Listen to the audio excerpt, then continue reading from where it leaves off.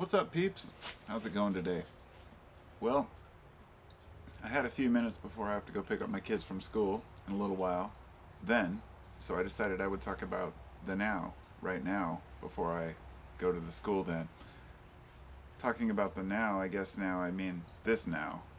Or is it this now? You know, when I was, let's say, 10 years younger, I went through my phase where I was into my guru phase, not me as a guru, but trying to learn from gurus, if you will, and reading books from various authors and trying to understand what it means to live in the now. In fact, Ram Dass, who was formerly Richard Alpert, has a book called Be Here Now. And a lot of authors tried to kind of tap into that Buddhism and Eastern mysticism. So let me just go right off the bat say, this is practical look at living in the now, not some metaphysical garbage. And by that, I don't mean anything offensive to those who believe in metaphysical garbage. And by that, I don't mean anything offensive in the sense of garbage, but let me just put it this way. Let me give you an example of someone who I find to be just ridiculous, who speaks about these types of things. Deepak Chopra. He is basically your entry-level guru type. You know, he wears Gucci loafers, and he's one of those guys who has to justify being wealthy because he says there's nothing wrong with being wealthy and, you know, being spiritual. I totally agree, but that's not the point. The point is how obsessive he is arguing with a guy like, let's say, Richard Dawkins. Now, this example I'm giving you because I find it absurd. I actually resonate with a lot of things that Deepak Chopra says and say, yeah, of course, I agree with that. Yeah, find yourself, find your own power, you know, God's within you, yada, yada, yada. Well, then there's Richard Dawkins who says, well, we evolve. Like, yeah, I agree with that too. But then there's a point where I don't agree with either one of them. Not only do I not agree with their points of view, but I find them very combative and confrontational and ridiculous because they're arguing about something that neither side will budge on. And we know this before we even have the debate, right? But then on top of it, they sit there with their pretenses without even budging to each other's ideas. Now, this happens all the time in religion and spirituality. This kind of argument about God is this, no, God is this, and then there's the atheism who says God is nothing and doesn't exist. All sides are pushing to prove what is the truth. In the end, they all seem fucking miserable, for lack of a better description. And Buddhism capitalizes on this idea that we are all miserable, right? That life is suffering, and it's not just suffering. It's just that it's not. And I'm trying to kind of simplify this to get through the video in a relative short time. It's not about suffering in the sense of, oh my God, you're always hurt and you're always dying. There are a lot of people who see life that way, but the idea is to transmute suffering.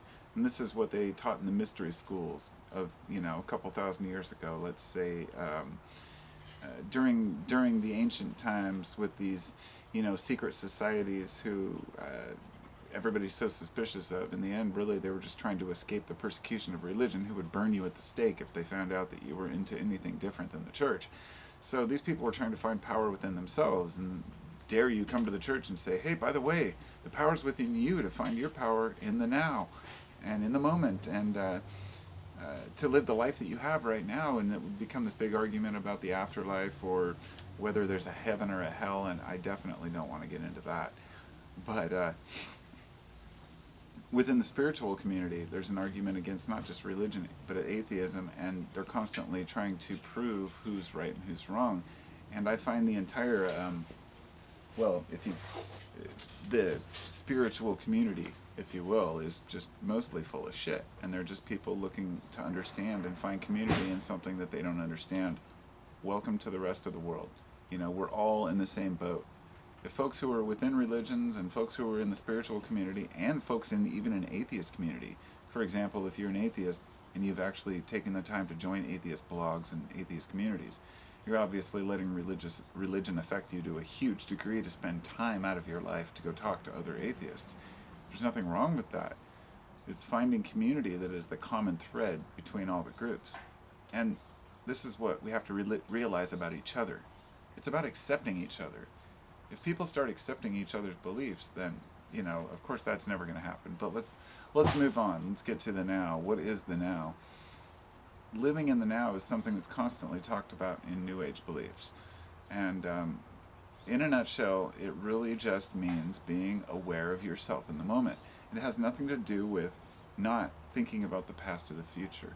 And I feel like a lot of people gloss this over. They talk about intention, manifesting your desires, creating your reality. All of this is true. But you don't just think about the future and all of a sudden have everything you want.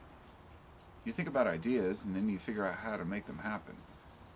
And that's what really spirituality is. It's kind of an escape from just, it's a different way to process. If you don't use it as a tool to move forward in the future, to do something about it, then you end up basically just stagnant, going, wow, yeah, I believe in all these awesome things, but they're not doing me any good. And I guess that's where religion has me on that one. They're like, well, it doesn't do me any good now, but in the afterlife I'll have everything I need. And if you want to believe that, you can. I'm not dismissing it.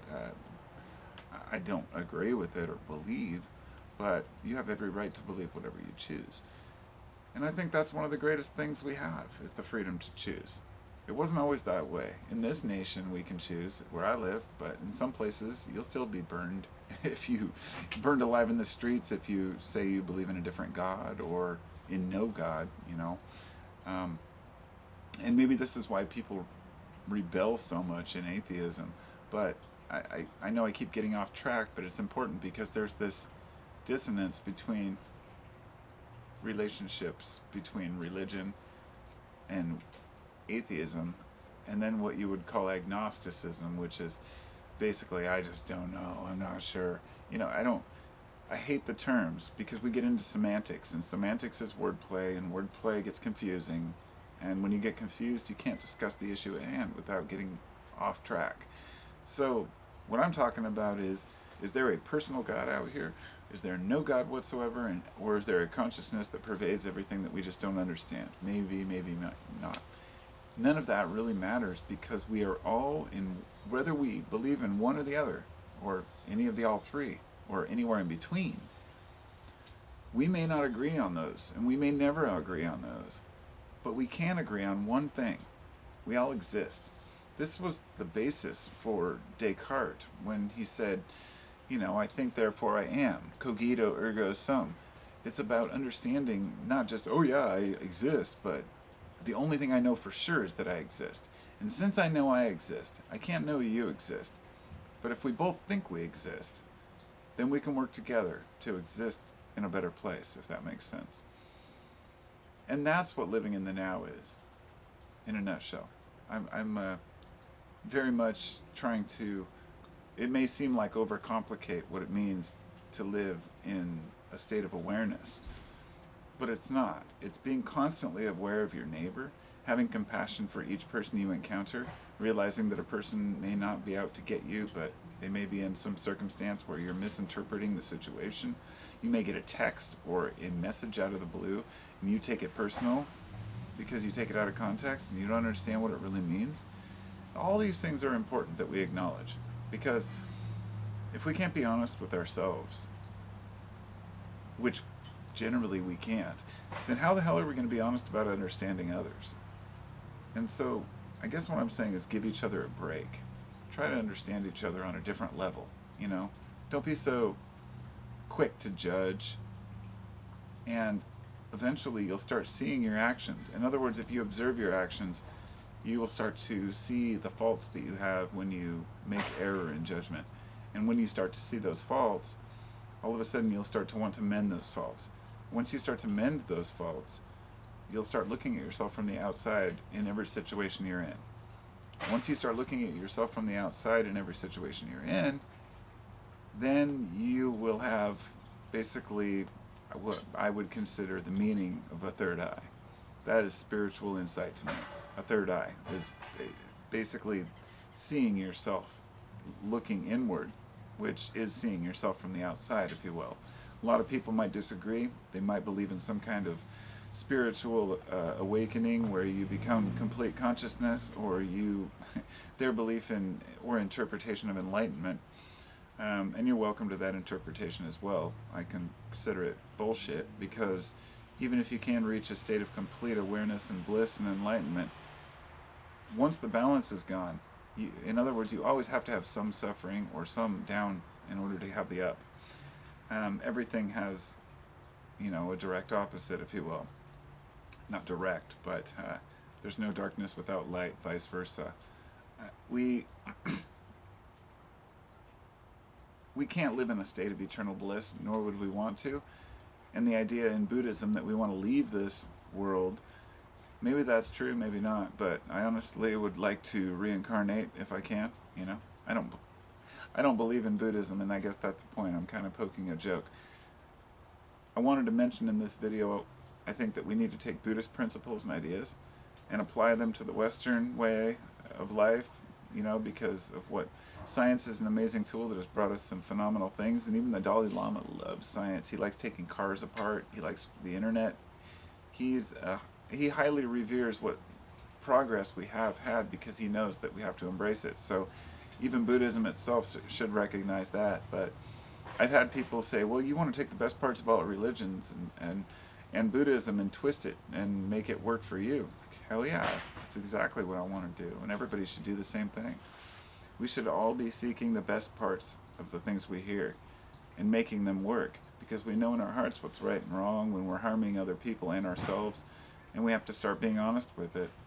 And so that's what living in the now is, being constantly aware of our actions, aware of others, and not judging on our basis of what we think their intentions are. So thanks for listening.